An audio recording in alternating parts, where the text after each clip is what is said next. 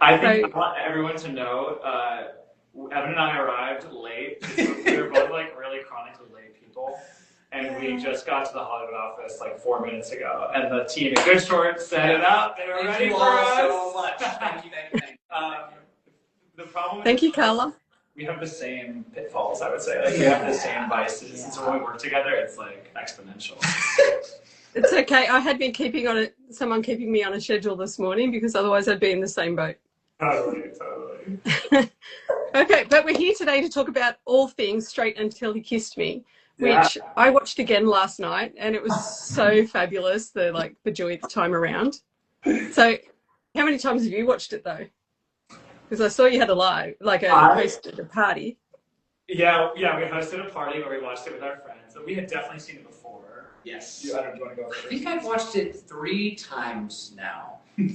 But I've also, it's kind of hard to say because I've seen clips of it online and also the compilations that fans are doing too. So, if I count, living in it. Yeah, exactly. So if you count all the compilations that were made and put those all together, maybe that's like another time. I remember the day that it came out, I watched it alone in my bed. Because I want to see it alone. I want to because you don't know how the final cut's going to be. You don't know what it's going to be like. So yeah, I watched it alone, and then Evan watched it just soon after that. And then since then, I've got a couple of times at least just to relive it. Yeah. Well, because a lot of actors don't actually end up watching their own work. I don't know if it's a cringe thing. I know, that does happen. It is a thing, and I respect that. But I also think there's a lot to be learned from watching your performance as well. So it goes both ways. Yeah, and sometimes you can't always get full access to it either if it's like behind a paywall. So you have to kind of work with the studio or you have to pay for it. And Good Stroke was really generous and let us see the entire thing. Yeah. Sometimes that's not the case with other No, you have to fork out the money, boys. Yeah, I know. Just like all of us. You gotta buy the coins in a subscription. Exactly. Well, thank God I have a good short subscription so I can watch it whenever I like. But I wanted to say, I had literally just finished watching Sneak Me in Your Closet, Deja Vu, prior to this one coming out. And I had seen you, Evan. I'm thinking, why is this guy not a lead? He's hilarious. And next minute, dream come true. Yeah. I know. His being a lead.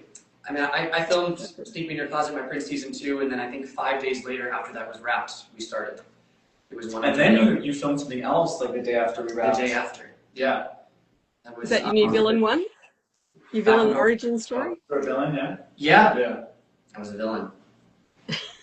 That's all right. We can go back and watch Straight Until He Kissed Me to cleanse that palette. Yeah. Well, he's got range. Well, true, because you look evil as hell. And I don't know if I can deal with that. But anyway, sorry about that. Okay, so let's get started. What drew you guys to acting and particularly verticals? Well, I started acting when I was really young. My parents saw me singing Little Mermaid as Ursula while my grandmother played Ariel. And they were like, all right, I put this kid in drama school. There was a new performing arts preschool that had just opened up, so they took advantage of that. So I started really, really young, and then I was on Audubon Street, New Haven, shout out to you, it's changed my life. And then I took dance classes there, I took music classes there, I went through middle school and high school doing all the musicals that they did. And then I went to a performing arts high school and conservatory for college, Boston University and ACES Educational Center for the Arts. All of that was classical actor training.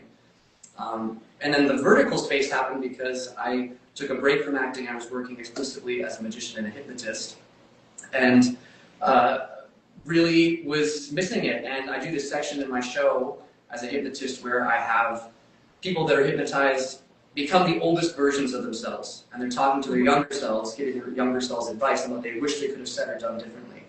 And I never did that to myself. So I finally took my own advice and I said, well, what would I wish I could have said or done differently? And one of those things was, I wish I had tried to be an actor. Because I really didn't after I graduated college. And so I finally put my money where my mouth was earlier this year, started auditioning for verticals. I was really scared to because I had heard some situations from friends that were like, it's really hard. 80% of the time it's done in one take. It's done in 8 days. It's super stressful. So it feels like the extreme sports of acting. Yeah. And, my roommate, Danny Madden, he's the best, and he said, take it as an opportunity to do some paid practice and get better at your craft. And that's exactly what I did. That's how I got into it. Yeah.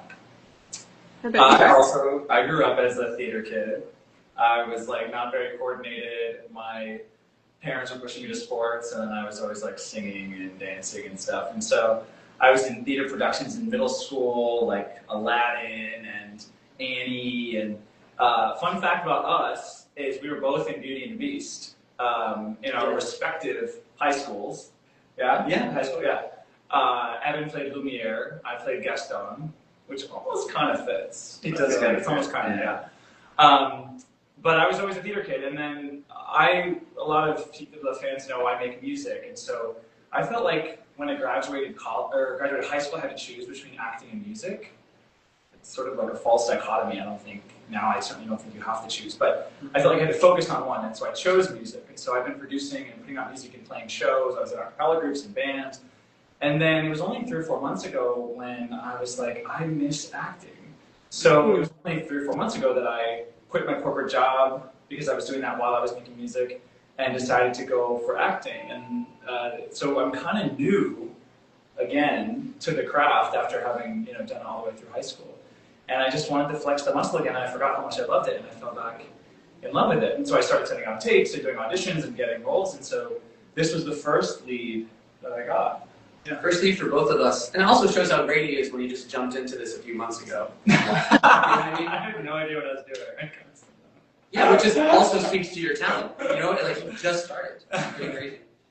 But I love the dynamic between Miles and Hunter in that series, in that Miles is the comedy side and Hunter's the straight man. Straight man. Yeah. So how did you approach that? Like, because you're such a straight face all the time, and there's Evan like spilling salad dressing all over you, and yeah. Well, it was. I think sometimes for comedy to be really funny, it's helpful for it to play up against the straight man, as they say. Yeah. And so, what I focused on was to make the comedy work. I thought, let's be the straight guy. And then let's make the interesting thing about Hunter not so much comedy, because I don't think he has a ton of comedic moments. The interesting thing about him is like his harshness or his stoicism that is a character arc that softens into being vulnerable and open and honest. And so that's what I wanted to show with Hunter, and in doing so I think it allowed like other comedic characters to shine. So I think I was able to shine in that way while they were able to shine in a comedic way. Not to say that you also don't have this arc of discovering yourself as well. Sure. That's how I thought about the character of Hunter. I think Greg had the harder job playing the grounded, straight character so that the other person can be funny and outlandish and quirky and silly is a harder job in my opinion. I'm happy to have it because I think your job is harder. All right, sure. Yeah. But who would break first, like in those comedy moments? Oh. Yeah, maybe. Because Evan would try something new every take. Because the director, Di, would really like encourage him to improv, and I think you have such a great improv muscle, well-practiced muscle, and so Evan was trying different lines, like a lot of different takes, even though it was the same part of the script. And so then I would break because you were just like, let me try this thing.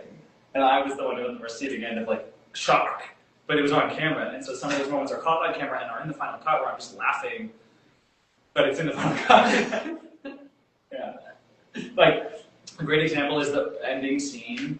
Well, spoilers. But like, Evan comes out from under the desk. Miles comes out from under the desk and talks in that Muppet voice. Yeah. And the camera cuts to me and I'm like laughing, and it's just a real organic laugh, not even a bit of acting on my part for that example. I have to give a big shout out to our director Di for letting that happen, by the way. Di worked with me on Steep Me in Your Closet My Prince Season 2, and that's how I got in the door for this opportunity. And Di is somebody who allows not just me, but all actors on set to bring out their skills and to work with those skills and to improvise with those skills to make the story better. Sometimes that's not the case. Sometimes people want to stay word perfect, and that's fine. But it is a really special opportunity to have a director who is willing to just dive into whatever the actor's strengths are. Like, for instance, the script never said for Miles to get on the desk. That was Di's idea. The script never said for Miles to be have 2 cupcakes planted on his tits. That was Di's idea, which I loved. So, I give her a lot of credit because she played to her strengths. Yeah. Yeah, and given that you've got such tight timeframes for filming as well, to have that little bit of flexibility is amazing. Because like you get what, 1 or 2 takes usually. Usually some of them. Of the time. Yeah, some of them are like entire scenes, like the scene on the rooftop where Hunter thinks Miles is going to throw himself off. Yeah. We got one take for like every single shot in that thing. And that was because the cops were called. Oh yeah. Oh dear, they think you're actually going to go off the building. Yeah. This was crazy. So I'm in a harness, and our stunt coordinator Johnny, shout out to Johnny, had me harnessed in, was holding me. I'm going off the top of this 6-story garage and going like, "Oh my God, what are you trying to do? Trying to kill me?" And she's saying things like, "Listen, you stupid twink," or whatever she says. Exactly, stupid twinkling. And people down below called the cops and put us on the Citizen app, which is pretty crazy. The crime reporting. Yeah, crime reporting app. I don't know if you have it in Australia, but we have it here in the US. No. And crime reporting. It's like a social media for crime. So people thought I was being murdered. Yeah. Oh no! We need that footage to splice in there somehow. Yeah. So basically we had to do this entire sequence in a half an hour. Yeah. Not only because of that, but because the sun was setting, there was a helicopter overhead, and we just had to get it done super fast, all in one take. So that, I think, was 3 episodes done in half an hour. Yeah. That's amazing. But also, love that backstory. Yeah, it's a funny one. Oh dear. So when it came to auditioning, like, how did that come about? Like, was it just a generic script that popped in your inbox, or what drew you to the story? I remember I had seen it, and I had been wanting to do a boy love story, and I hadn't done one. And I was on set with Good Short for another vertical, and I was flying to. My schedule was really busy. I was flying home for a wedding, and I was in this other vertical, and I didn't have time to film the audition. But I was on set with Good Short, and I was like, oh man, like I got a call back, and I wasn't able to film. And the casting director was there on set in this other vertical that I was in, and they're like, just get it in, like get it in now, like get it in as soon as you can, like go film it right now.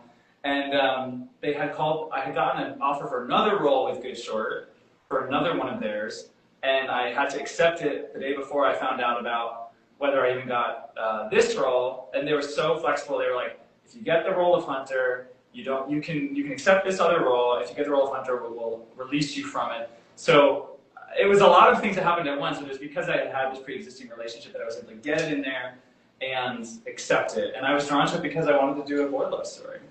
Yeah. There aren't that many, There aren't that many. And Good Short are leading the way there, I think, because they've got quite a few on their books now. Totally agree. I mean, things are really great. Hopefully everyone begins to make more, because really, like, people are resonating with the story. Right. I mean, I think this went viral for a reason, and the reason is because people are craving more queer representation, more queer stories like this. And we received so many messages, like, I was able to come out to my sister because I felt like you gave me a safe space to be myself, or I saw myself in your character. Yeah. And these are messages from all over the world. Yeah. It's amazing. Yeah. It's humbling. Yeah, and I think I've mentioned it to you guys before about the sheer number of fan edits and fan art that you've been receiving. It's been amazing. It's so positive. I try to respond to every single one. Me too. Greg's better at it than I am, so I'm catching up, fans, but I'm definitely taking Greg's lead here. We have some here. Like, this is some fan art.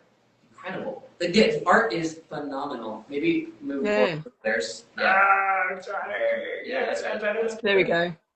And then they're beautiful. This is a BTS photo. Must be outdoors. This one. Yeah. It seems like these roles are going to live with you guys for a really long time. Yeah. Like, just the response has been so amazing. It's been amazing. Really, really thankful for everyone, because this was not what we expected. I didn't expect it. I won't speak for myself, but I didn't expect it. No, we just wanted to do our best to tell a good story and make it, be proud of what we made, but you never know how they're going to receive it. Well, very true. But I think there was such a good balance of comedy and drama and romance throughout the story that people could pick bits and pieces of what they really loved out of it. Yeah. So, but what was your favorite moment? In terms of like the film itself, like on-screen moment? Like in the film? Favorite moment in the film? That's so hard because there's so many to choose from. I think the one that we keep coming back to is the cupcake scene. Yeah. From beginning to end. That was the last thing that we filmed, and I think the last thing. Yeah, and we were, tired. It was the end of the shoot. It was a night shoot. We become so close because it was the end, and it would feel like so exhausted but nostalgic at the same time. Finally, really comfortable in these roles and with each other. And it was potentially the last time we were going to work together. We don't know what happens next, right? Yeah. So we really just sat in that moment together in the car. The rain's coming down. I have cupcake frosting all over my face. And it was really, like, that scene really felt earnest for both of us. And just a real thanks so much for being my scene partner through all this. Yeah, and it's such an earnest moment, a vulnerable moment for Hunter, for him to finally begin to open up. I think that was exciting for me in his character arc. That felt like an important moment, even though it kind of turns around the next day at his house. But he begins to soften and accept. Yeah, you can see that progression through the storyline, that you're not so upright the whole time and stiff. Yeah, but when do you think it was what moment in the film do you think it was that both of your characters finally clicked, oh, hang on, I actually like this guy, maybe I am gay? Oh, man. Different. Yeah, I also think it's very similar to any queer person's experience with coming out. I think there's a multitude of instances where I can look back on my own life and say, oh, this is when I realized it, but didn't want to admit it to myself. Or maybe there's instances where I admitted it to myself and was more honest about it, and maybe there was a moment where I actually came out about it. So there's different levels to that, right? And that's also evident in the story. There's moments where Miles is like, what's he gonna do? Kiss me? But I'm not gay, but I think I'm probably gay. And he goes back and forth. It's like any of those moments could be a moment where he thinks he's gay. And I think those are all truthful moments where he does question it. Yeah. It's just different levels of it and how deeply he can finally accept it. Yeah. That's really the question. You get more of, I think, Miles's inner monologue than Hunter's. Yeah. And so I think taking Hunter more at the face value of what he says, he's obviously dealing with a lot of his concerns that he talks about to Miles about investors and stock price and responsibility. But I think it's probably that the car moment right before it where you're in danger and he goes to rescue you and he has this line like, how dare you touch my man? Yeah. And that line is pretty telling. Oh, interesting. Like, not my assistant. Yeah. Not Miles. Like, how dare you touch my man? It's like, all right, clearly he's, started to admit something to himself. And then the confession comes after. So I think that's the first one. Yeah.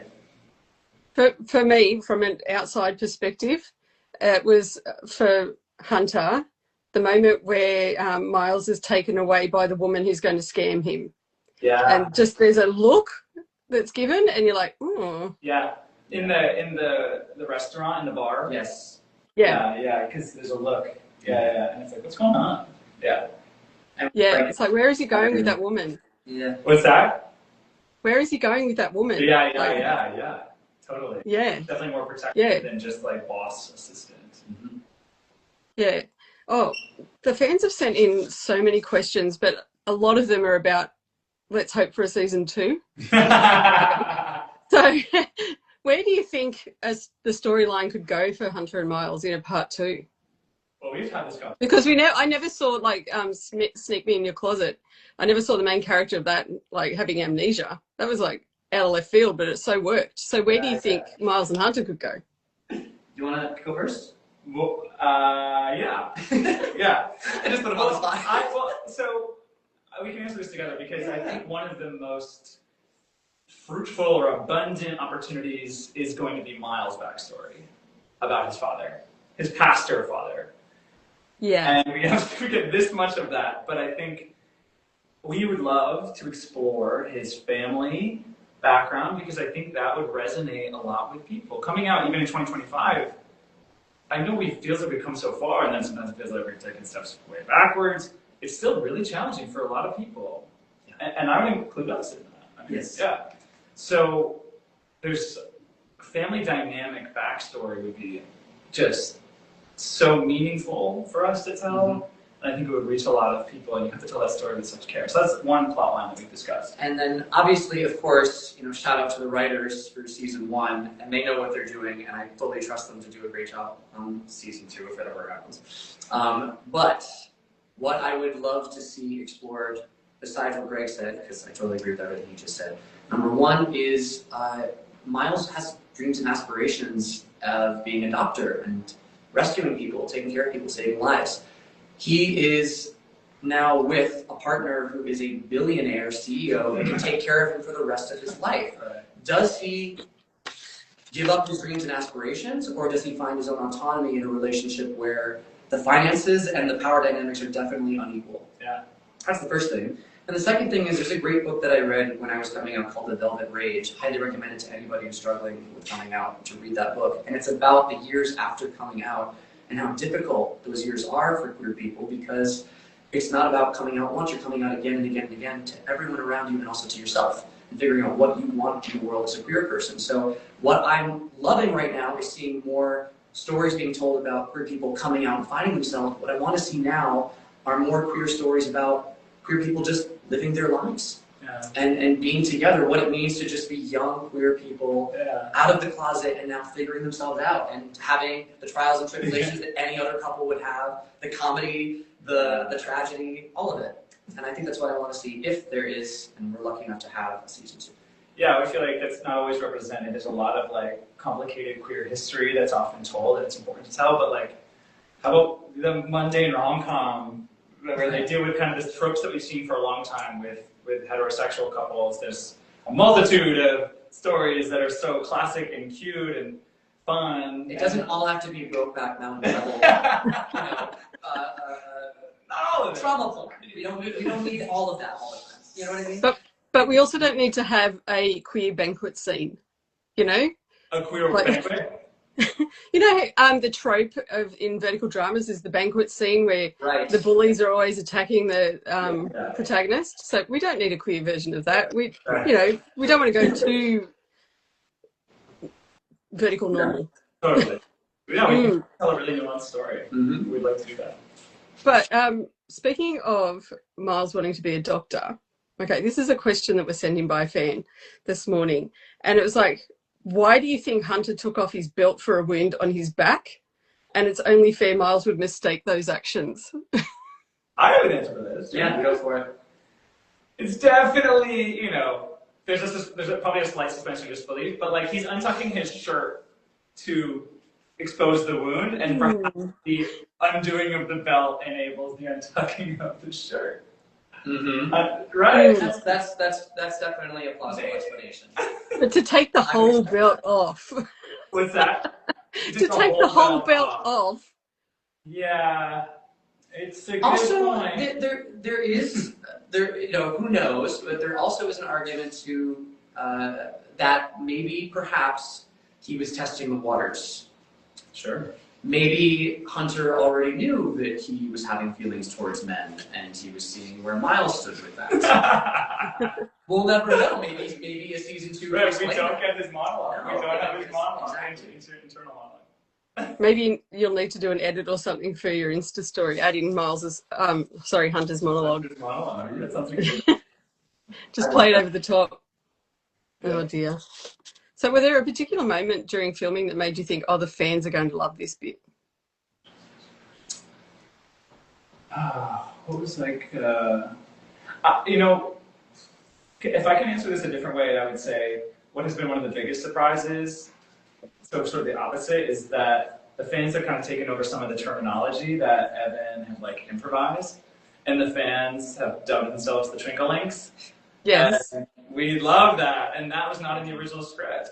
So that was a surprise in terms of the things that they picked up on. But in terms of an answer for what we did do that you thought they would love? I do, but I don't know if you're gonna like it. The honest answer is that I didn't expect any reaction from fans. I was purely focused on what we were doing, and frankly speaking, when Speak Me in Your Closet, My Prince Season 2 came out, I had a sort of a backlash against me. There were some comments about my looks there. It was called the teen version of the character. So I was expecting, so sweet. I was expecting people not to like this at all. I was like, okay, I did the best work that I could. I really cared about the story. I wanted to tell a boy love story, and that was that. On to the next thing. The reaction has been a shock. I truly did not expect any of this, including the fans reframing and taking ownership of all of these terms that I improvised. You know, and it's amazing to me, and I'm humbled by it. Yeah, I think honestly, it's such a beautiful story, and I love that not just the romance aspect of it, but the drama, like the vulnerability of Miles when he's having his panic attack, and like how gentle Hunter was with Miles. It was just beautiful. Yeah, it is a beautiful story. Yeah, so that is definitely something you could touch on in part 2. Yeah. Like why you have that such a visceral reaction. I hope so. Fans, keep watching and commenting and resharing and posting and the Discord server and all that stuff, because it helps and it hopefully will make a season 2 possible. As long as the momentum keeps going, a season 2 can happen. Potentially. Exactly. The comments that, like in the live here are like they love the words like Twinkerbell. Twinkerbell. Twinkerbell. And also, yeah, thank you. Yeah, that's a good one. So the Kate, the character of Kate. Yeah. She was such a bully. Such a bully. Like, have you ever experienced someone that what's the word I'm looking for here? She was so persistent. Yeah. And vile. Actually, and I tell this in my hypnosis show oftentimes, I was really badly bullied growing up, like many people are, queer or not. I was so badly bullied when I was 9 that the Anti-Defamation League stepped in and they asked me to speak on a panel alongside other kids that were being bullied and share our stories. And we did that all over the state, and long story short, we shared our stories at the state capital of Connecticut, where I'm from, Hartford. And Miss America showed up, and we passed the first ever anti-bullying legislation in the state of Connecticut, just from sharing what happened to us and being vulnerable about it. Bullying is something that I think most people go through, and if they're not being bullied by someone else, they're probably bullying themselves, because a lot of people are just really hard on themselves. So I think there is a Kate that everybody can see from their own lives, that people have treated them like that, like Kate has, or they see a Kate voice in their heads. That's amazing. At 9 years old, that's crazy. Crazy. You would have to go through that. That's horrendous. I'm so sorry. No, I think it's more common than we think or care to think about. Your experience sounds especially difficult, but there's definitely, in particular, like an age group, right, where you're going through all these changes, and you're a preteen and a teen, and middle school, high school, you're discovering who you are, you're trying to build your confidence, and it's so hard. And I think it's also an important message, like, it does get a lot better. You find your people. It really does get better. Yeah. Yeah, it does. It does. And, you know, bullying is a universal theme, unfortunately. Yeah. So, yeah, I would have liked to have seen her put in her place. Yeah. Well, maybe season 2. Maybe season 2. Also, I do think, though, that there is something to be said about forgiveness, and there was a bully of mine who eventually came out of the closet and apologized to me for what they said to me. People do change, and I look back on that person, and while I'll never forget what happened, they clearly had maturing that they did, just like I had to do, like we all have to do. And people do get better. The fans want to see Kate arrested. They were like, what happened with Kate? I had a conversation with Declan Clifford about this same thing about bullying, how there's often something going on at home that makes the bully the person that they are. Right. So it would be interesting to see why Kate is such a bitch. Or more backstory. Right, exactly. Yeah. Because Yeah, that for would also sure. give them more humanity as well. Yeah. But then you also have the friendship with Fiona. She's a great character as well. We love her. We love Fiona. Yeah. Sorry, we have lots of questions here, and I'm trying to get through them. Yeah. But yeah. Great. Sorry, I'm just reading. Talk amongst yourself, people. Oh, let's yes. share something with you. While we wait. These are deflated because they've been around for days. Oh my gosh, more balloons. Right, sure. Okay. Did you make these? Hunter and Miles. Look how intricate these are. They're amazing. Evan, Did you make them? Evan made them from scratch. Because I was impressed with the stripper pole headband one. That was great. I almost brought that one too, but that one's really deflated now. They're a little disproportionate now because they have been alive for 3 days. Yeah. You're a man of endless talents. Well, that's what it's like working with Evan is like he just keeps pulling out different talents that magician, hypnotist, balloon, and I remember asking him like, well, what kind of balloons can you make? He's like, I can make anything. I'm like, what do you mean? He's like, I can do anything. I mean, and then on our last live, he did make me dancing on a stripper pole. Because that's Greg's most recent. My most recent vertical role was like a villain who also is a stripper. I could probably make a snake. What's that? I could make a snake or a worm, maybe. What's that? You can make a worm, a snake? A snake, a worm, just blow it up and that's it. Just one long balloon. We can have a balloon jam. Yeah, well, I'll make a snake and you make a worm. We'll do an Instagram live again and just make balloons together and talk about life. That'd be wonderful. Okay. It'd be very boring on my part, but you'd be fascinating. And by the way, I know we have to get more questions, but I don't want the talent of compliments to only go one way. Greg is an amazing singer and songwriter. Totally shocked me. And he told me about his stuff on Spotify, and I went onto it while driving to set, and I listened to his stuff every day once I found out. I didn't tell you that while I was doing it because I was kind of embarrassed about it, to be honest. But I listened to it every day. It was so good. So if you haven't been listening to it yet, go listen to it now. Because he's about to release something new. I was going to say my Spotify exclusively at the moment is all things Greg Duffy. Shut up! You're listening. Yeah. So the Australian numbers were going up.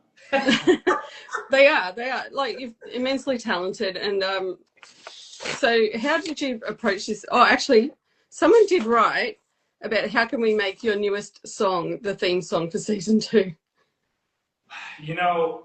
It's so funny because there's a vertical that I was in it's not out yet, where they did license some of my music for it. So cool. Oh, so excellent. I would be open to conversations about writing a song for them or about licensing music for it. Or singing to Miles live. Yeah. Hunter has a guitar. Yeah, how cute would that be for him to pull out the guitar and say, I wrote a love song for you. So tell us about your music, Greg. Where's it going? What can we expect? When are we hearing it? The new stuff.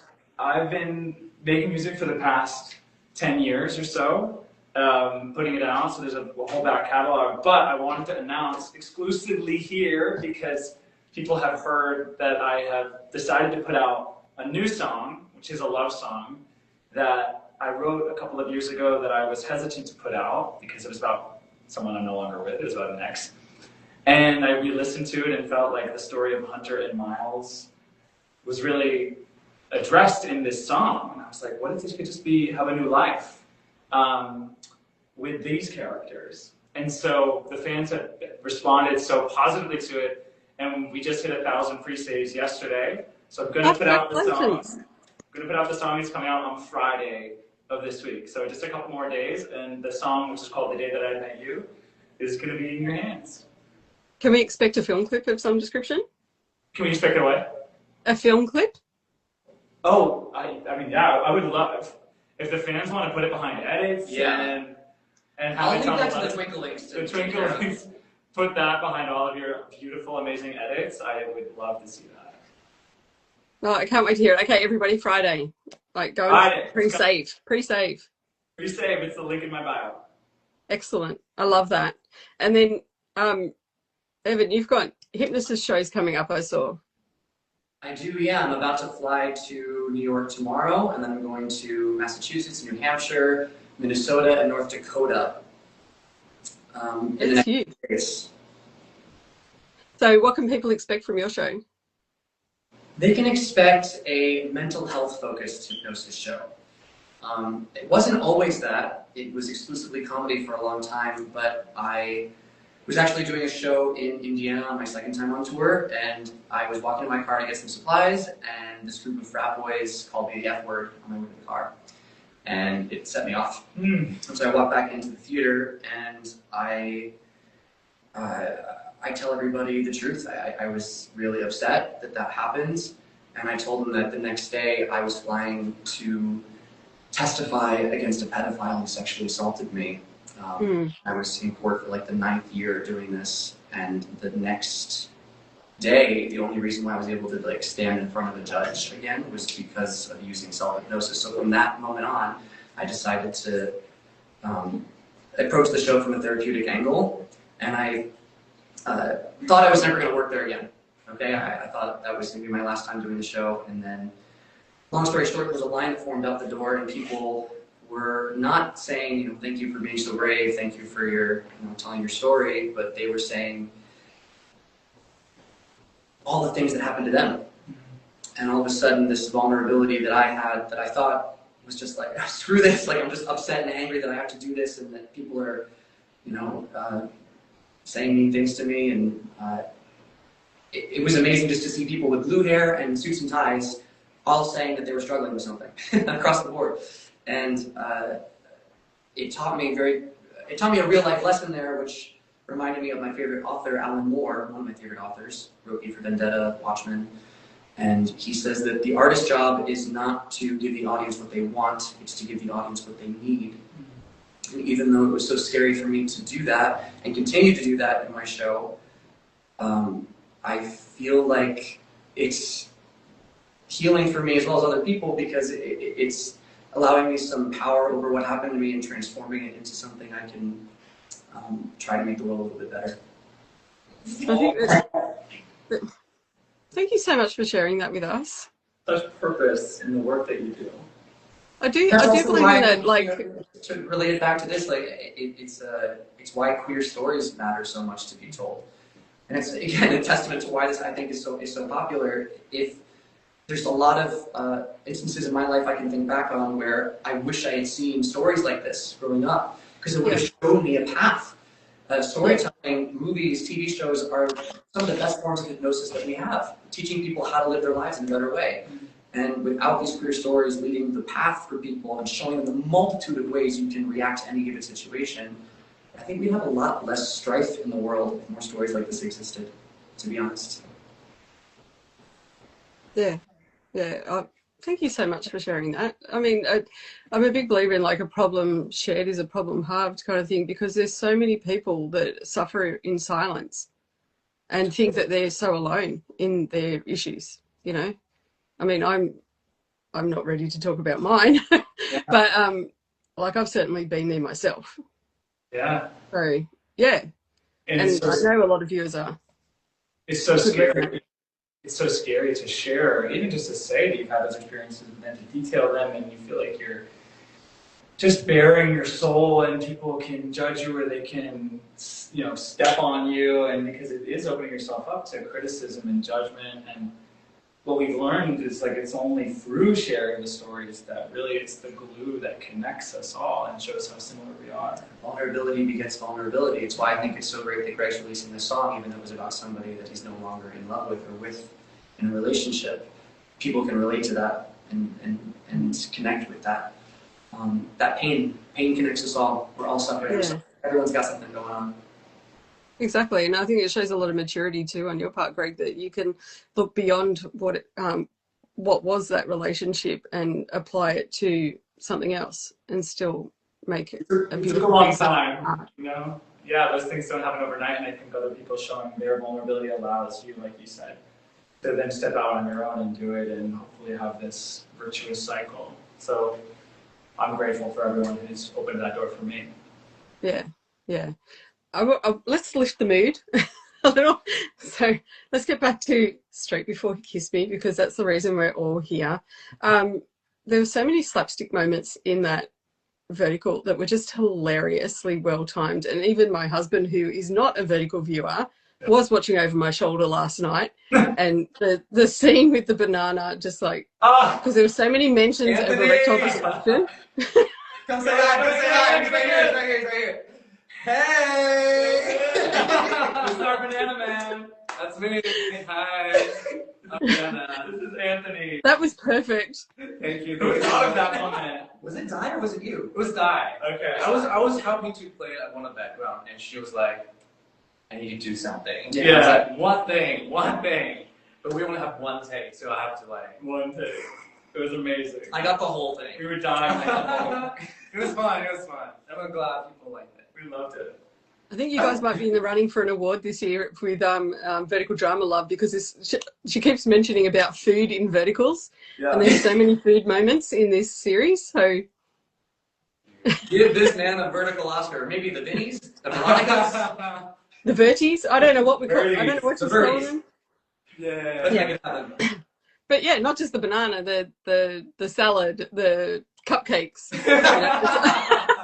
cupcake. The cupcakes, salad, yeah. Yeah. Cupcake, salad, the steak. The steak. The knife up the fork up to your neck. Yep, the wine in my face. I mean, you name any vertical that's the same. There's food on somebody.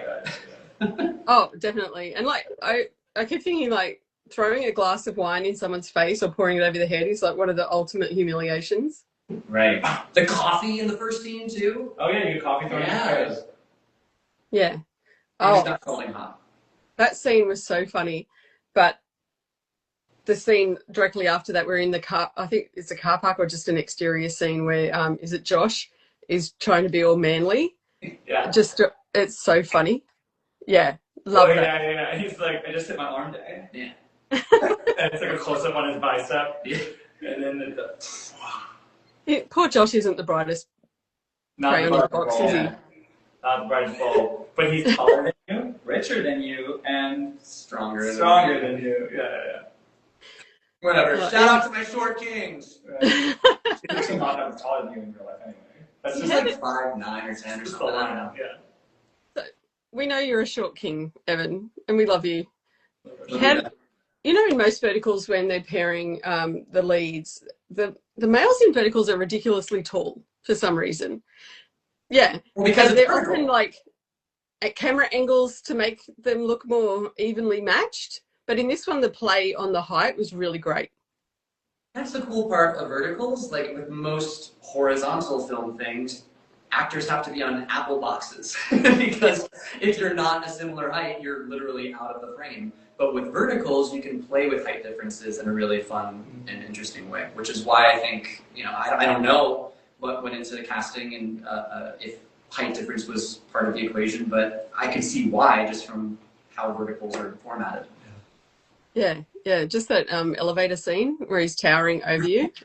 Yeah. And just go under his arm. It's like, He could wear you like a backpack. Yeah, pretty much. Oh, someone's just popped in the comments here. What about a crossover with Gabe and Sebastian? that would be amazing. The problem is they'd see me and be like, Henry? Oh, But maybe that's why Henry ran off. You're That's why he in the can't deal with that Yeah. child. Maybe I'm Henry's twin brother. Yeah, that's a good idea. Yeah. Yeah. Or Yeah. maybe we need to bring in, we'll just have like a vertiverse queer rom-com kind of thing with Aiden and, I can't remember this guy's character. Yeah. We talked about that. From Pool Boy.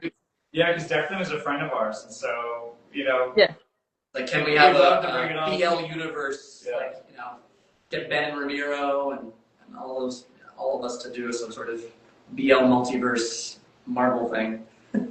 That'd be amazing. Yeah. I think though we need to do it as a sitcom, not as a vertiverse. Like something that's a recurring series would be That would be amazing. amazing. I would love a recurring sitcom thing. But we'll Do you see. If think fans that, want it, if the fans want it, demand it. Demand it. Do you think that the vertical industry could go that way, like to more serial I think programming it's rather than just I think it's only growing. So I think you're going to see an expansion. Even this is, I feel, something of an expansion of the genre because it's a rom-com drama. Right. Usually, verticals traditionally are like revenge, violence, getting back at somebody, or that's comedy. Yeah. Or very like saucy and spicy, you know. So it's usually one of those two things. This is kind of I haven't seen many rom-coms like this. I think you're going to see it expand in a lot of interesting ways. Yeah. And so therefore I think you could have recurring sitcom series, that kind of thing, if people want it. But I think too there's a desperate need for more comedy because the world's just so heavy. Yeah. Yeah, totally. Yeah. So I hope the success of this leads to more BL series on Good Shorts in general. Whether or not we have a season 2, I just hope there's more boy love stories. And then you could expand because you have more opportunities to tell more types of stories. I'd also love to see some female storylines because there is maybe Absolutely. two. Girl love stories? Yeah. Yeah. I would love Definitely. Do. Or yeah, just We talked about queer that representation generally. Yeah, in the same way that like queer boy love stories are, I feel like, still an emerging genre. Girl love stories even more so. We haven't seen some examples. I think the audience wants it. Yeah, definitely. And I think too because the origins of verticals are from the East. What is watched there is not necessarily what is wanted to be watched in the West. True. That'd be a different taste. Yeah. Yeah. So I think the future for you guys is so bright, really. Like there's going to be so many new storylines that you could be involved in. Oh, we would love that. Yeah, I hope so. Yeah. Where do you see yourselves in the future? Do you see yourself staying in verticals or branching into more mainstream? Oh gosh, I don't know. I try not to think too far into the future because I don't even know what I'm having for dinner tonight. But the reason why I'm into this and into this as an actor is because I just want to tell stories that move people, that make an impact on the world.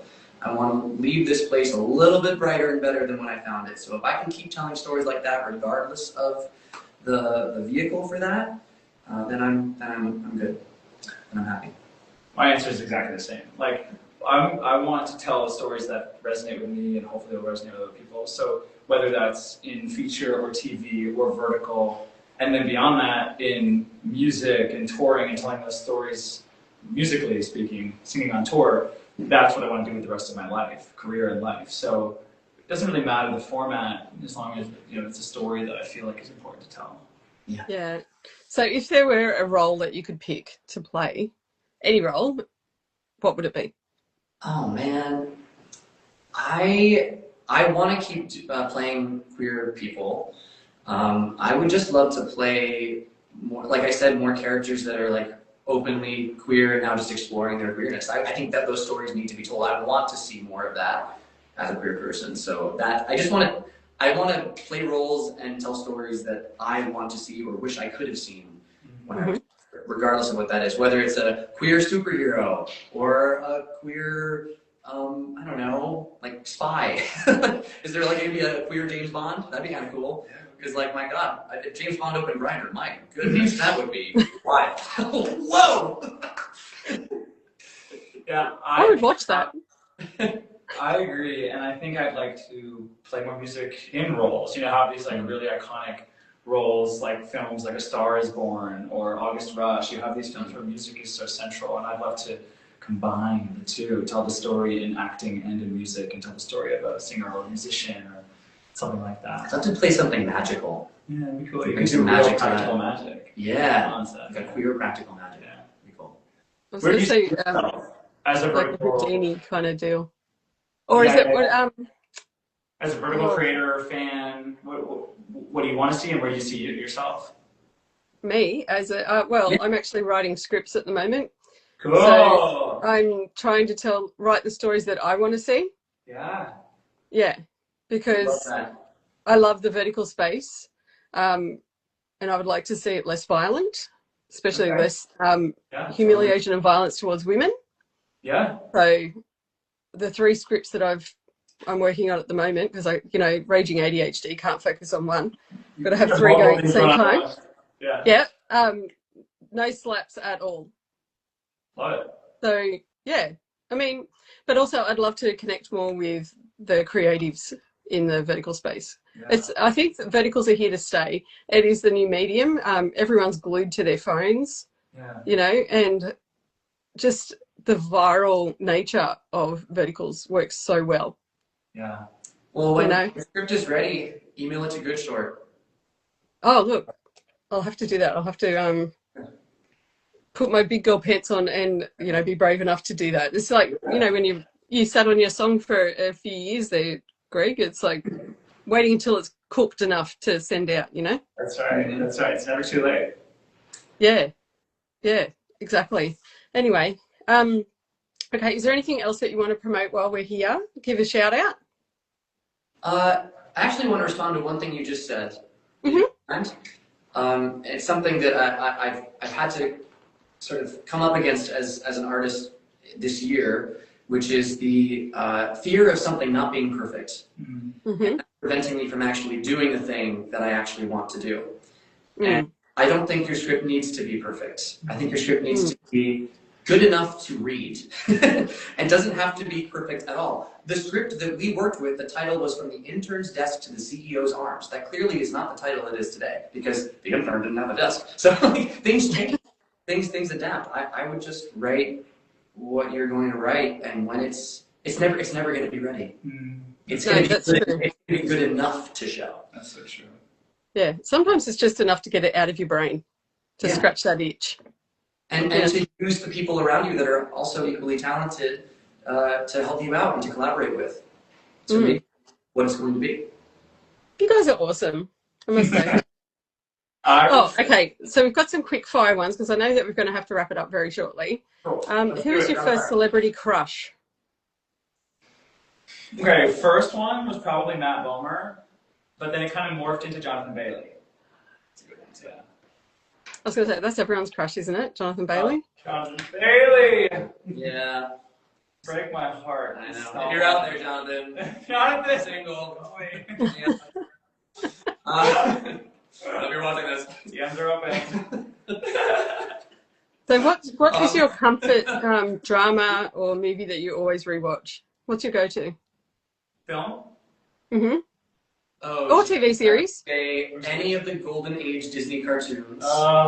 That's like easy watching. Any of the Pixar movies. Yeah, the OGs. I watch those over and over again because it's such good storytelling. It's such amazing performances by everybody. And then also, I'm just a kind of fantasy geek. I love watching Lord of the Rings at least once a year, all the way through nonstop, just because extended edition, of course. Because what else would you do? Yeah, like also speaking of celebrity crush, like those animated characters. Oh, really? Aladdin. Yeah. Yeah. Like Simba. Yeah. I mean, the adult Simba. I don't know. Greg can speak for himself there. I never felt an affinity towards Simba. I like Simba. When he's an adult. But I never. I was going to say not when he's young. It's when he becomes he's like the king. Yeah, the king. Yeah. Just picturing, that cake meme, like it's hear me out. Hear me out. Let me explain.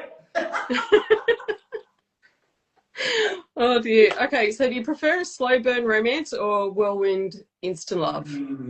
I think I know your answer for this. What's my answer? I think it's mine too. What is yours? I don't think you're really an insta love kind of guy. No, I'm a slow burn I'm a romance. slow burn kind of guy. So you're slow, bro. I was. What was the phrase? Not slow. Insta love. Yeah, I think I have had those experiences where I burn, and like the sparkler shines and it's super bright and exciting, but those things never last. And I'm at a phase in my life where I'm looking for, I don't even think I have the time for it right now, but if I eventually want something that's a slow burn romance. Slow burn. It's like the friends to lovers. Yeah, I love that. Hell yeah. Yeah. 100%. Well, there you go. Personally, I was friends with my husband for 2 years before we even started dating. So no way. Oh, jealous. Yeah. So the friends to lovers works. So you get to know them. It's not just like a hate thing. Yeah. Totally. That's what I would recommend. That's but amazing. anyway, what's your go-to karaoke song? Holding Out for a Hero by Bonnie Tyler. Oh, it was so good.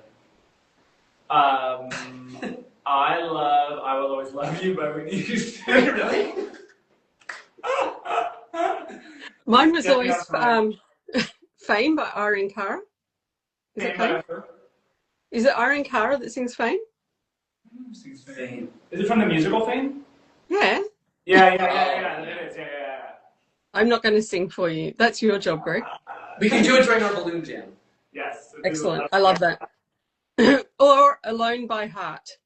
Because you've got to have those bangers. Oh, that's an amazing song. Yeah. So what are we drinking when we're at the club? Neither of us is a huge drinker, But tequila soda. that's an easy answer. It depends on my mood. Sometimes it's an espresso martini. Sometimes it's a cocktail that's super crazy and interesting with smoke coming out the top that's on fire when it comes out. Sometimes it's just a mocktail. Sometimes it's like a beer, like a light beer. Yeah. It all depends. Yeah. But I'd say I'm much more interested in sobriety at the moment than I am in drinking. Right now in my life. It's not that I'm not drinking, it's just that I'm more... I don't do. I've been sitting here sipping Pepsi Max the entire time with this interview. Exactly. Oh, we drink caffeine. Yeah. We are like caffeine addicts. Yeah. So if we were to put together a Spotify playlist for Miles and Hunter, what songs are going to go on there? Oh, man. Probably our karaoke songs. This is a shout out to my ex. Is that Little Mix? No. I'm blanking on who it is. But like thanking your ex for what you're going through. That's my ex. You're Is really that- quite the best. That's not No, We'll put Little Mix on it regardless of I think We'll have to get everyone put in your suggestions and we'll put together a Spotify playlist for the Holding Out for a Hero show. by Bonnie Tyler. He saves the day a bunch of times. I need a hero. I think like Ariana, Taylor, Charlie exactly. XCX. I think you're gonna see all those girls too. Yeah, that's fantastic. Okay, well, I really want to thank you guys for coming and doing this live with me today.